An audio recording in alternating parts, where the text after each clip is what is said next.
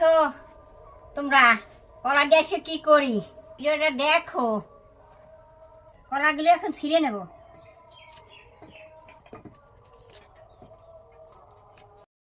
জল দিয়ে ধুয়ে নেব। কলাগুলো এখন ছুলে নেই।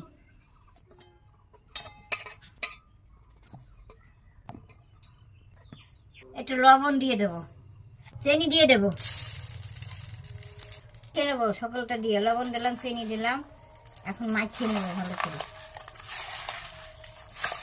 আর একটু চিনি দিয়ে দিই, অল্প পরিমাণে একটু জল দিয়ে দিই। ভালো করে চটকে নেবো, না কলাগুলো আস্তে আস্তে যাতে না থাকে। ময়দা দিয়ে দেবো।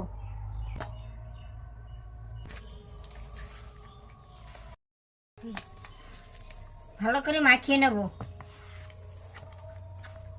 দেখো আমার মাখানি হয়ে গেছে।